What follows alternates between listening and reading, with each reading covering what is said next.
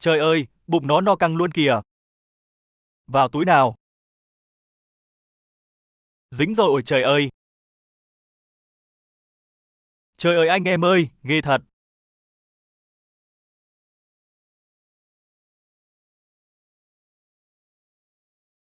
Trời ơi ha ha ha con này to quá, nhìn mà sợ luôn đó. Trời, giật một phát mà chạy luôn, con này mày còn định chạy à? Trời ơi, cho các bạn xem nè. Trời ơi, con này đem nướng chắc đủ cho 6-7 người ăn luôn. Đúng 12 giờ, cá cắn câu luôn cao thủ quá.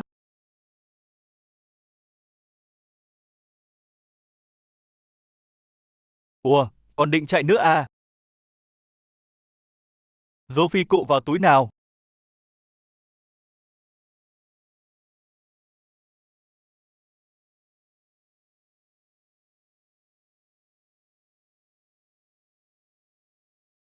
Trời ơi, con này phải hơn 6 kg đó.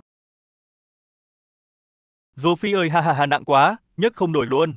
Thay thẹo và chiến tiếc.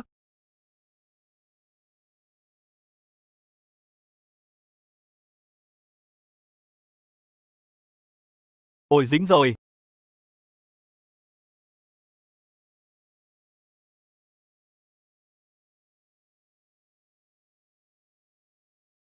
Ha ha con này to không anh em dô phi cụ.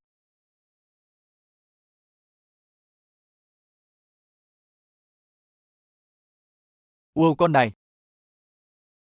Wow.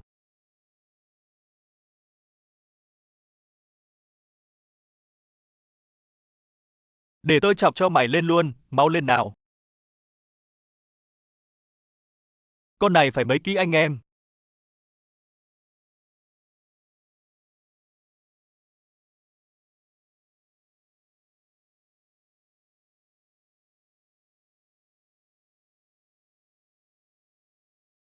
Trời ơi hôm nay trúng số rồi. Hỏng rồi, đứt thèo luôn rồi. Sắp lên rồi trời ơi Kim Phi ơi.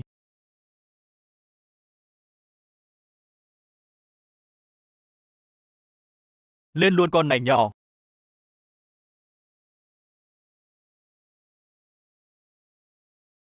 Thôi nghỉ thôi các anh em. Wow hôm nay trúng số rồi. Không ngờ chỗ này lại có nhiều cá béo như vậy hôm nay cuối cùng cũng lấy lại được tự tin, mai quay lại tiếp tục.